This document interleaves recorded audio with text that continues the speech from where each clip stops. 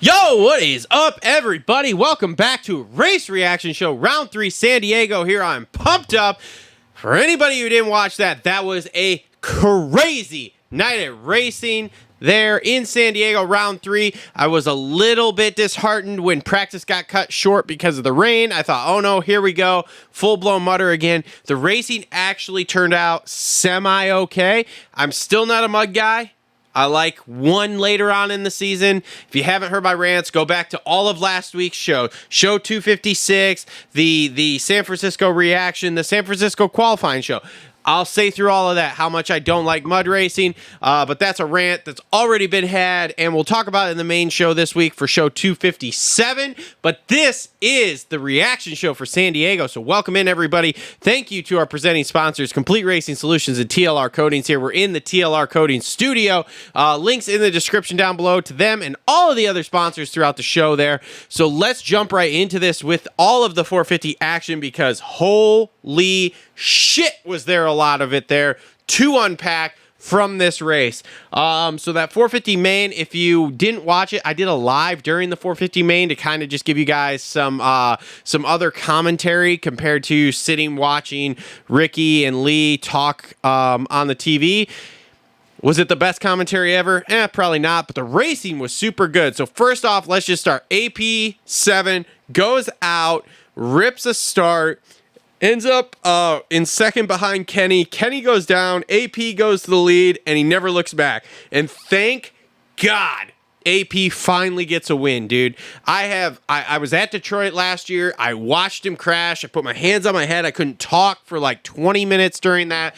So to see him go out, pull out a win, in not a full-blown mud race, but definitely a survival race per se, was good to see. And again, it doesn't really matter how he got the win. He got a 450 main event win.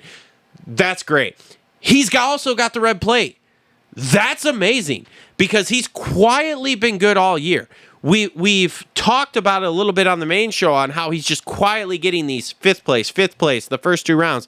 Now he gets a win. Now he's got the red plate. Now, let's break down the points a little bit here at the top of the 450 class. He is only 1 point up on Sexton. We'll get to Sexton's night in a second. He's 4 points up on Jett. We'll get to Jett's night in a second.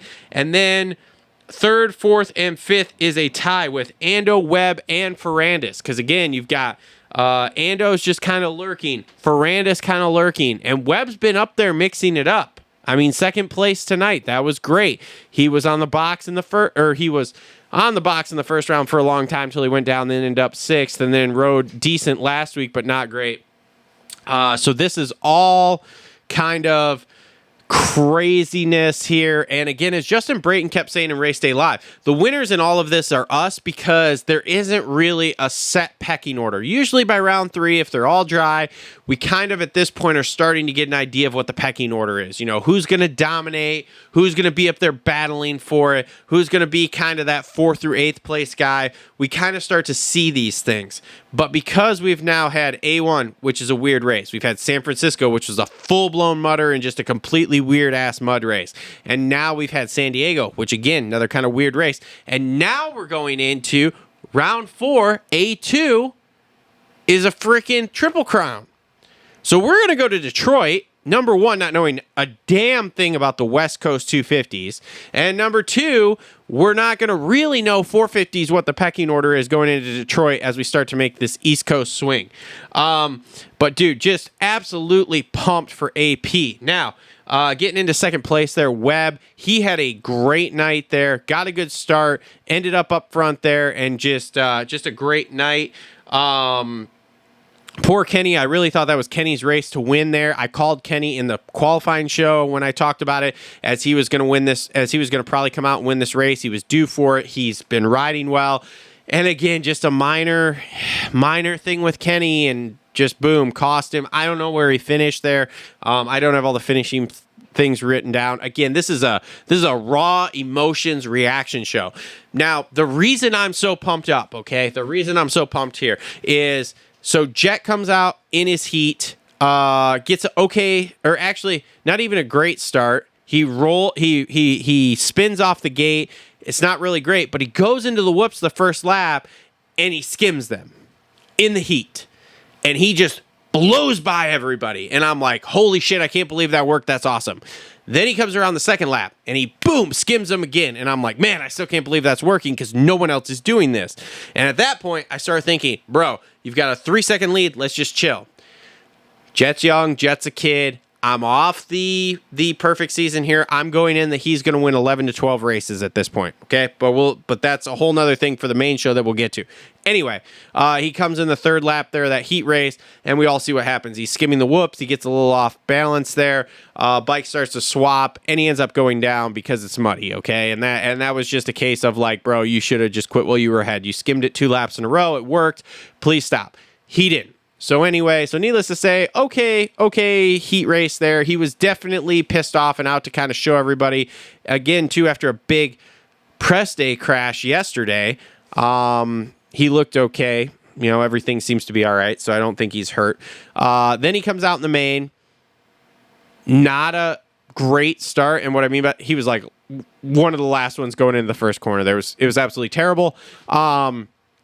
But he moved through the pack, and he moved through the pack quickly. Him and Hunter both did. So definitely proved his mud prowess this weekend. And then he comes up and he's battling with Anderson, right? And it gets to the point when he's battling with Anderson that he finally decides, okay, I'm faster than you. You're not really letting me by. I need to go to try to make any sort of move here up towards third place. So he goes up, and in my opinion, and you can go back and watch my commentary in the live, he makes a good block pass on Ando. He goes up. He doesn't really make hard contact if he makes any at all, and we'll have to kind of hear how guys are talking here after this. But he goes up. It doesn't really make contact, maybe makes a little bit. I'm not really sure. Again, this isn't a jet bias thing. I'm just going by what I saw on the show, okay? I don't feel like he made really hard contact. He didn't blow him off the berm. He just went up, boom, and took off. No problem. Then you get to the end of the race, and they showed this at the end of the broadcast. So if you didn't stay through all of the podium interviews and everything, then you didn't see this. So they then go and show, and apparently Jett is sitting there after the finish, and he's waiting for Ando, and Ando comes up, and he says something to Ando, and I don't know what it is. Maybe he's trying to apologize or something. Maybe not. I can't really see what the fuck he was saying unless he was like, dude, you got to get the fuck out of the way when guys are trying to come through. Maybe. Not sure. But needless to say, Ando, I believe it was Ando grabbed his helmet first and was saying something to him. And then he turned and tried to like go away from Jett, and Jett snagged his helmet.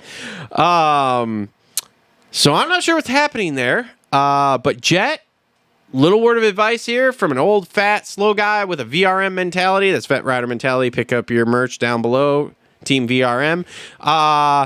Little word of advice here.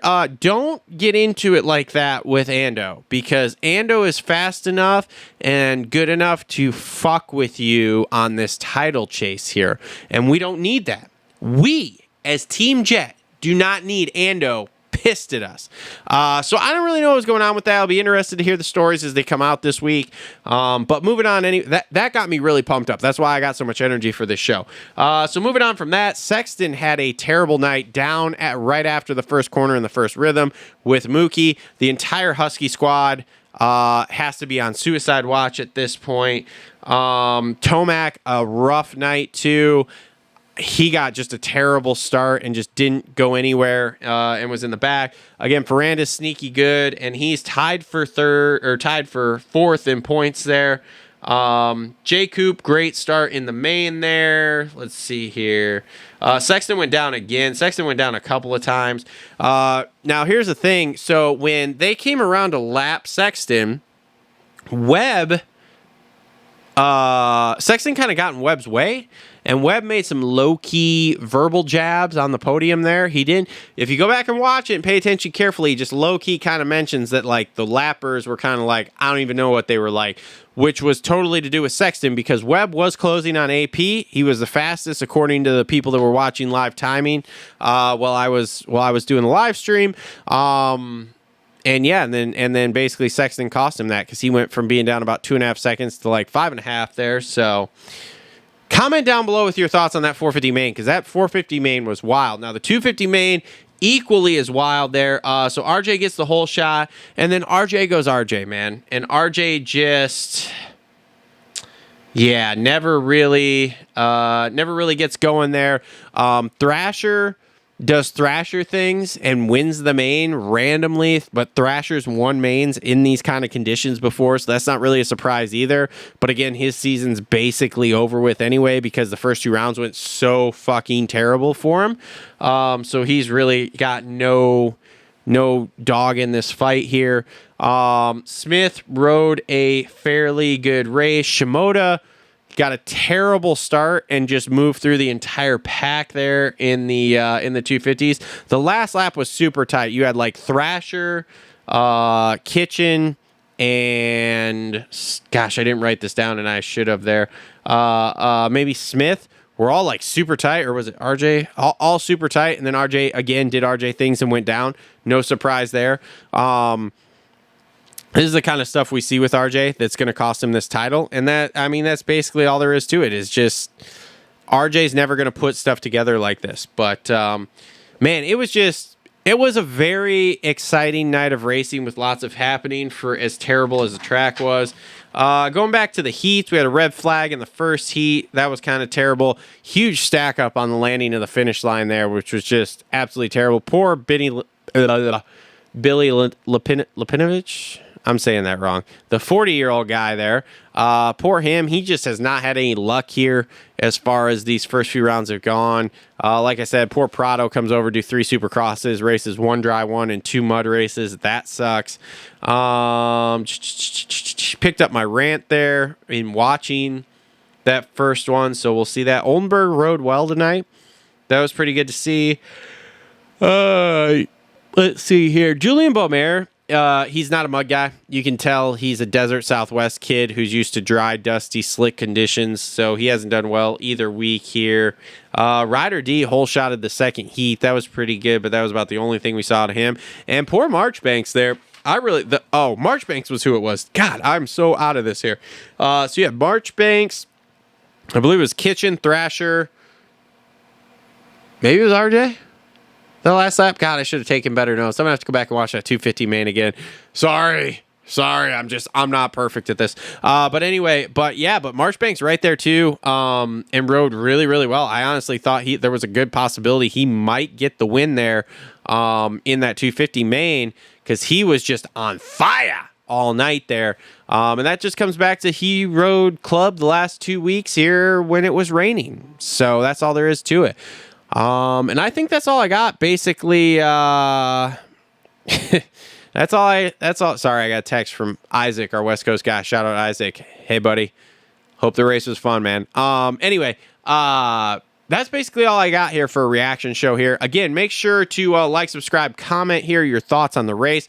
Make sure to go check out the main event commentary. We did the live qualifying show, even though there wasn't any second qualifyings today. And the main show coming out Tuesday, episode 257. We're going to talk about this race more in depth. I'm going to get some insights on some of the stories here tomorrow before we film, because I'm filming this immediately after the race. And now I got like 24 hours or less, and I can film the main show here Sunday night. Thanks, everybody, for tuning in to another reaction show. We'll see everybody next week for our first Triple Crown race. See ya!